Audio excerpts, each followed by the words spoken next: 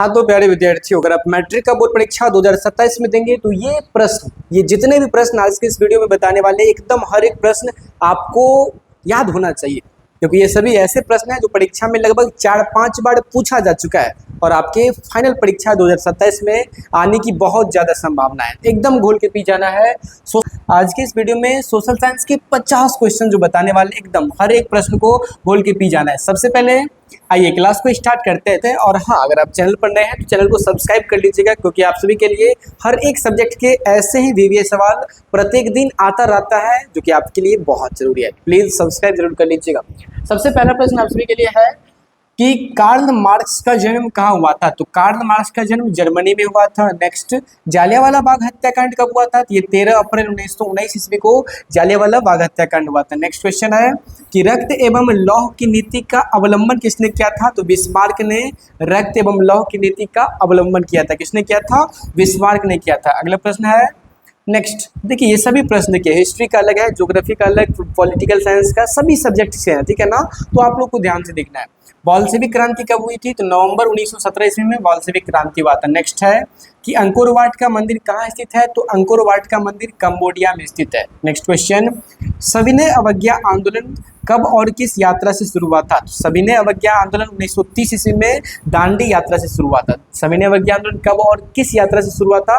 तो 1930 ईस्वी में दांडी यात्रा से शुरू हुआ था। ये चीज आपको जरूर पता होना चाहिए, बहुत फेमस क्वेश्चन है। अगला प्रश्न, अगला है कि राष्ट्रीय स्वयंसेवक संघ, जिसे शॉर्ट फॉर्म में हम आरएसएस भी कहते हैं, क्या चीज कि राष्ट्रीय स्वयंसेवक संघ की स्थापना कब हुई? ये 1925 ईस्वी में हुआ था। अगला क्वेश्चन है कि भारतीय राष्ट्रीय कांग्रेस के पहले अध्यक्ष कौन थे? तो व्योमेश चंद्र बनर्जी जो थे, यही भारतीय राष्ट्रीय कांग्रेस के पहले अध्यक्ष थे। कौन थे?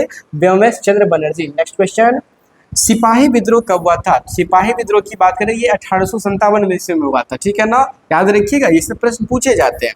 अगला क्वेश्चन कि वाष्प से चलने वाला इंजन का आविष्कार किसने किया था? तो जेम्स वाट जो थे, इन्होंने वाष्प, है ना, वाष्प जिसे भाप भी कहते हैं, तो वाष्प से चलने वाले इंजन का आविष्कार किसने किया था? जेम्स वाट ने किया था। सिपाही विद्रोह 1857 में, है ना?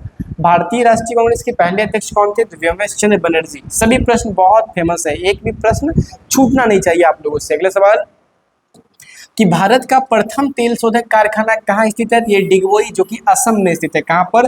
भारत का प्रथम तेल शोधक कारखाने की बात करें, ये आपका डिगबोई असम में स्थित है। नेक्स्ट, भाखड़ा नांगल परियोजना किस नदी पर अवस्थित है? ये सतलज नदी पर अवस्थित है। क्या चीज याद रखिएगा कि भाखड़ा नांगल परियोजना किस नदी पर अवस्थित है? तो ये सतलज नदी पर अवस्थित है। नेक्स्ट क्वेश्चन कि दक्षिण भारत की सबसे बड़ी नदी घाटी परियोजना कौन सी है? तो तुंगभद्रा, है ना? दक्षिण भारत की सबसे बड़ी नदी घाटी परियोजना की बात करें, ये तुंगभद्रा हो जाएगा। नेक्स्ट की बात करेंगे, तारापुर परमाणु ऊर्जा केंद्र किस राज्य में है? ये महाराष्ट्र में आपका है। क्या चीजें याद रखना है कि तारापुर परमाणु ऊर्जा केंद्र किस राज्य में स्थित है? ये महाराष्ट्र में। हाँ बताइए, सभी प्रश्न आपको याद हुआ कि नहीं? अगर आप लोग को वीडियो अच्छा लग रहा है ना, तो प्लीज वीडियो को लाइक कीजिएगा और चैनल को सब्सक्राइब कर लीजिएगा, क्योंकि ऐसे ही प्रत्येक सवाल का वीवीए प्रश्न आप सभी के बीच डेली आता रहेगा। तो सब्सक्राइब जरूर कर लीजिएगा और दोस्तों में भी शेयर कीजिएगा।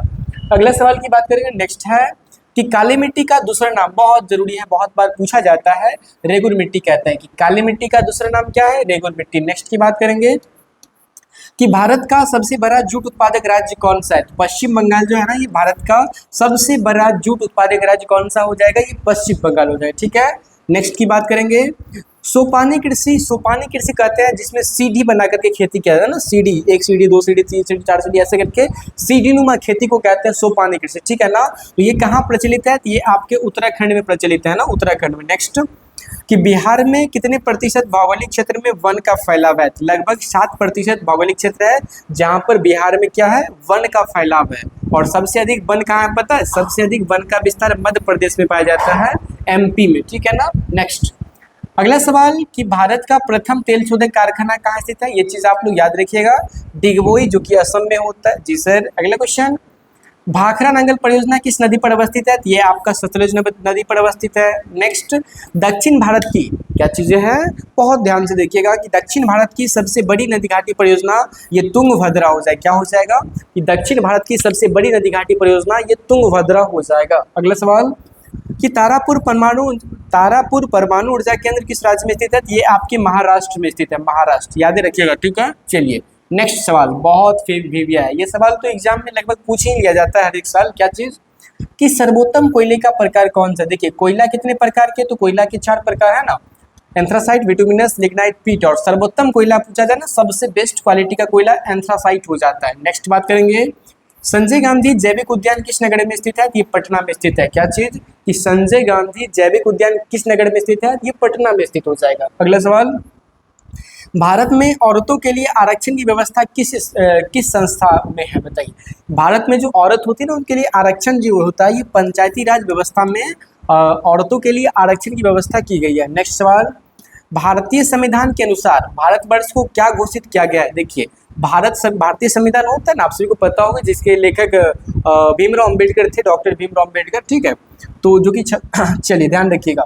और भारतीय संविधान के अनुसार भारतवर्ष को क्या घोषित किया गया है, तो इसको धर्मनिरपेक्ष राज्य घोषित किया गया। भारतवर्ष को क्या घोषित किया गया है, एक धर्मनिरपेक्ष राज्य घोषित किया गया है। नेक्स्ट सवाल, देखिए भारत में मतदाता अर्थात आपको वोटर बनना है, अर्थात वोट देने का अधिकार आपको कब मिलता है, जब आपकी आयु 18 वर्ष या उससे ज्यादा हो जाती है, तब आप वोट दे सकते हैं, ठीक है। नेक्स्ट सवाल, कि सूचना के अधिकार आंदोलन की शुरुआत कहाँ से हुई थी, तो ये राजस्थान से हुई थी। क्या चीज याद रखिएगा कि सूचना के अधिकार आंदोलन की शुरुआत कहाँ से हुई थी, तो ये राजस्थान से हुई थी। अगला सवाल, राजनीतिक दलों की नींव सर्वप्रथम किस देश में पड़ी, तो ये ब्रिटेन में पड़ा था, ठीक है। कि राजनीतिक दलों की नींव सर्वप्रथम किस देश में पड़ी, ये ब्रिटेन में पड़ी थी। किसमें, ब्रिटेन में। अगला सवाल, भारत में राष्ट्रीय आपातकाल की घोषणा कब हुई थी। देखिए आपातकाल की घोषणा 1975 ईस्वी में भारत में हुआ था। क्या चीज पूछा जाता है, ये सब सवाल सब बहुत महत्वपूर्ण है। जितने सवाल बता रहे ना, हर एक सवाल आपके लिए, हर एक क्वेश्चन आपके लिए इंपॉर्टेंट है, इसलिए एक भी प्रश्न नहीं छोड़िएगा। अगर बेहतर नंबर लाना चाहते हैं, अगर आप चाहते हैं कि सोशल साइंस में भी 40 में 40 ऑब्जेक्टिव सही हो, तो पूरा याद कर लीजिएगा, ठीक है। प्लीज क्लास को लाइक और वीडियो को लाइक और चैनल को सब्सक्राइब जरूर कीजिए, है ना।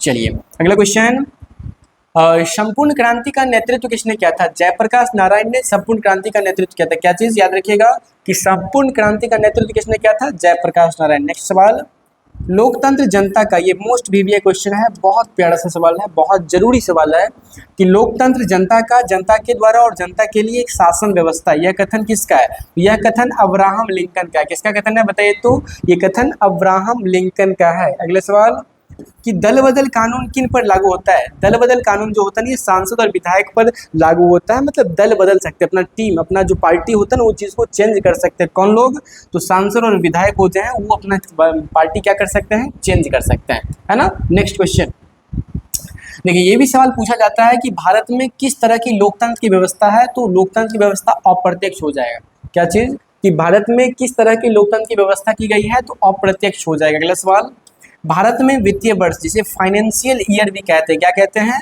भारत में वित्तीय वर्ष अर्थात फाइनेंशियल ईयर किसे कहा जाता है। 1 अप्रैल से लेकर के 31 मार्च तक जो होता है, ये आपका वित्तीय वर्ष अर्थात फाइनेंशियल ईयर के नाम से जाना जाता है। अगला सवाल, कि भारत की आर्थिक व्यवस्था कैसी है, देखिए मिश्रित है, मिक्स्ड समझते हैं ना, मिक्स्ड।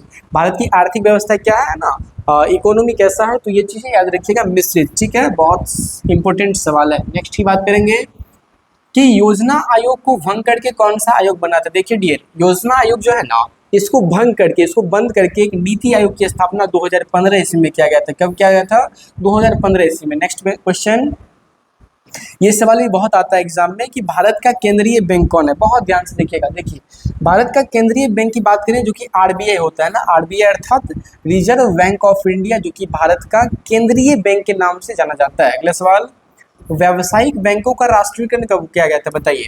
व्यावसायिक बैंक जो होता है ना, इसका राष्ट्रीयकरण कब किया गया था, तो 1969 ईस्वी में भारतीय व्यावसायिक बैंकों का राष्ट्रीयकरण किया गया था। नेक्स्ट देखिए, ये सवाल बहुत इंपॉर्टेंट भी है और आपको नहीं पता है, और बहुत सारे विद्यार्थियों को गलत आंसर पता है, ठीक है। देखिए डियर, ये एकदम सही जवाब है कि वैश्वीकरण के मुख्यतः 5 अंग होते हैं। वैश्वीकरण के कितने अंग होते हैं, तो वैश्वीकरण के मुख्य 5 अंग होते हैं, समझ गए ना, यस सर। चलिए अगला क्वेश्चन आप सभी के लिए बहुत ध्यान से देखिएगा, एक भी सवाल नहीं छूटना चाहिए। और हाँ, अभी तक भी चैनल को सब्सक्राइब नहीं किया, प्लीज़ फटाफट से कर लीजिए, क्योंकि ऐसा ही सवाल डेली आप लोगों को मिलेगा। और डेली अगर मान लीजिए 50 क्वेश्चंस को याद करिएगा, आने वाले 30 दिन हमारे वीडियो को देखिएगा, 1500 याद हो जाएगा, है ना। चलिए अगर आप लोग मान लीजिए, अगर आप लोग हमारे वीडियो को 90 दिन लगभग 3 महीना लगातार देखते हैं, याद करिए 4500 याद हो जाएगा। यकीन मानिए आपका पूरा ऑब्जेक्टिव अर्थात 230/230 आपका यहीं से आ जाएगा। तो प्लीज़ सब्सक्राइब कर लीजिएगा, क्योंकि ऐसा ही आप लोग के लिए डेली वीडियोस आएगा। चलिए, बहुत सुंदर। पहला सवाल आपको कह रहा है, अगला सवाल कि उपभोक्ता अधिकार दिवस कब मनाया जाता है? 15 मार्च को उपभोक्ता अधिकार दिवस के रूप में मनाया जाता है। नेक्स्ट क्वेश्चन, स्वर्ण आभूषण अर्थात सोना का जो आभूषण होता है ना, इसकी शुद्धता, इसकी क्वालिटी है ना, सुनिश्चित करने के लिए किस चिन्ह का होना आवश्यक है? हॉलमार्क का। समझ गए ना? शुद्ध सोना 24 कैरेट होता है और सोना का आभूषण की शुद्धता की जांच के लिए उस पर हॉलमार्क का होना जरूरी होता है। नेक्स्ट क्वेश्चन, भारत में सहकारिता आंदोलन का प्रारंभ कब हुआ था? 1904 ईस्वी में भारत में सहकारिता आंदोलन का स्टार्ट हुआ था। नेक्स्ट क्वेश्चन, कि भारत की राष्ट्रीय आय का सर्वप्रथम अनुमान किसने लगाया था? दादा भाई नौरोजी जो थे ना, इन्होंने 1968 ईस्वी में, किस ईस्वी में बताए? तो इन्होंने 1968 ईस्वी में क्या चीज़ का पता लगाया था? तो भारत की राष्ट्रीय आय का सर्वप्रथम अनुमान किसने लगाया था? दादा भाई नौरोजी ने लगाया था। कब लगाया था? 1968 ईस्वी में। अगला सवाल, नदी में जो बाढ़ आ जाता है इसका प्रमुख कारण क्या है? देखिए, नदी में बाढ़ आ रहा है अर्थात सिंपल सी बात है, जब पानी ज़्यादा होगा।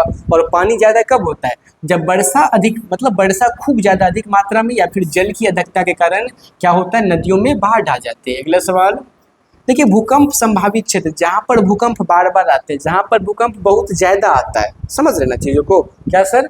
कि भूकंप संभावित क्षेत्रों में भवनों की आकृति कैसी होना चाहिए? तो उसमें आपको आयताकार, है ना, आयताकार आकृति बनाना चाहिए जहां पर भूकंप ज्यादा आता है। नेक्स्ट क्वेश्चन, सुनामी का प्रमुख कारण क्या है? सुनामी, मेरे डियर ध्यान रखिएगा, सुनामी होता है जब समुद्र में भूकंप आ जाता है ना, तो पानी की लहरें उछाल मारता है, मतलब बहुत ऊपर जाता है, फिर नीचे, फिर ऊपर, ऐसे करके जाता है। तो एक्चुअली ये क्या है? यही सुनामी है। क्या चीज? जब समुद्र में भूकंप आता है ना, तो फिर वो सुनामी कहलाता है। नेक्स्ट, सूखे से बचाव का एक मुख्य तरीका क्या है? देखिए, सूखा मतलब क्या? जब पानी की कमी हो जाता है तो सूखा पड़ जाता है, तो इससे बचने के लिए क्या किया जा सकता है? वर्षा जल का संग्रह करना। देखिए, जब वर्षा होता है ना, तो हमको क्या करना चाहिए? वर्षा के जल को एक जगह हमको रखना चाहिए, ताकि जब भी जल की कमी पड़े तो उसका हम यूज कर लें और क्या पड़े? सूखा का सामना नहीं करना पड़े। समझ गए ना? Yes sir. आइए अगला सवाल, कि संचार का सबसे लोकप्रिय साधन, संचार मतलब क्या? एक जगह से दूसरी जगह बातचीत करने के लिए आज के समय में, वर्तमान है ना, प्रेजेंट टाइम में मोबाइल संचार का सबसे लोकप्रिय साधन है। नेक्स्ट क्वेश्चन, कि मलबे के नीचे दबे लोगों का पता लगाने के लिए किस यंत्र की मदद ली जाती है? इंफ्रारेड कैमरा, जानते होंगे आप लोग, है ना? इसी के वजह से, इसी से ही, ठीक है ना, मलबे मतलब धरती के अंदर जो लोग रहते हैं उनका पता लगाने के लिए इंफ्रारेड कैमरा का यूज किया जाता है। नेक्स्ट सवाल, महासागर की तली पर होने वाले कंपन को किस नाम से जाना जाता है? इसे सुनामी कहा जाता है। क्या चीज? कि महासागर की तली पर होने वाले कंपन को क्या कहा जाता है? सुनामी कहा जाता है। सुनामी, बहुत सही, बहुत सही। नेक्स्ट, अगला क्वेश्चन बहुत ध्यान से देखिएगा, कि बस्ती या मकान में अगर आग लग जाए, जब किसी भी बस्ती में अर्थात गांव में, है ना, आग लग जाए ना, तो वैसे कंडीशन में किसको बुलाना चाहिए? बताइए। वैसे कंडीशन में आप लोग को आराम से बैठ जाना चाहिए और इसका इंतजार करना चाहिए कि कहीं कभी नहीं तो कभी आग तो बुझेगा। नहीं, ऐसा नहीं करना चाहिए। कैसा करना चाहिए? आपको अग्निशामक दल को बुलाना चाहिए। अग्निशामक, है ना, जो भी होते हैं, फायर पुलिस होते हैं, उनको कॉल करना चाहिए। वो आते हैं और उसको क्या करते हैं? अग्नि को बंद करते हैं, आग को बुझाते हैं। नेक्स्ट सवाल, नेक्स्ट क्वेश्चन, भूपटल के नीचे का वह स्थान, क्या चीज? भूपटल, है ना, पृथ्वी के नीचे का वह स्थान जहां भूकंप का जन्म होता है, क्या कहलाता है? उसे भूकंप केंद्र कहते हैं। जहां से भूकंप क्या होता है? बनकर तैयार होता है, फिर पूरा पृथ्वी पर फैलता है, तो उसे भूकंप केंद्र कहा जाता है। नेक्स्ट क्वेश्चन, बिहार का कौन सा क्षेत्र, बहुत ध्यान से देखिएगा, क्या सर? कि बिहार का कौन सा क्षेत्र बाढ़ग्रस्त क्षेत्र है? बाढ़ग्रस्त मतलब समझ लें, जहां पर बाढ़ हर एक साल अर्थात प्रत्येक वर्ष फिक्स है कि आता ही है, तो याद रखिएगा उत्तरी बिहार। समझ गए ना? बिहार का कौन सा क्षेत्र बाढ़ग्रस्त क्षेत्र है? तो बिहार हो जाएगा, ठीक, उत्तरी बिहार। ओके डियर, चलिए, तो मैंने आप सभी को आज के इस वीडियो में पूरे 50 क्वेश्चंस बताए, 50 ऑब्जेक्टिव, और आप लोगों को बताना है कि आप लोगों ने इस 50 क्वेश्चन में से कितने सवाल, कितने प्रश्न को सही किए हैं। ठीक है, अगर आपको नहीं याद था तो कोई दिक्कत नहीं, आप पढ़ लीजिएगा, और अगर आपको याद था तो आप बताइए कि आपका कितने सवाल आपके सही हुए, आप कितने सही सवाल के जवाब दिए। और हाँ, अगर आप चाहते हैं कि डेली इसी तरह के प्रश्न पढ़े, चाहे मैथ्स हो, चाहे सोशल साइंस हो, चाहे आपके हिंदी हो, संस्कृत हो, नॉन हिंदी मैथिली हो, तो ये सभी सब्जेक्ट की क्लास आप लोग के लिए फ्री में अवेलेबल है और ऐसे ही डेली वीडियो आएगा। तो प्लीज़ अभी तुरंत चैनल को सब्सक्राइब जरूर कर लीजिएगा फ्री क्लास के लिए। और आज का वीडियो आप लोगों को कैसा लगा प्लीज़ कमेंट बॉक्स में 2 शब्द जरूर लिखिएगा।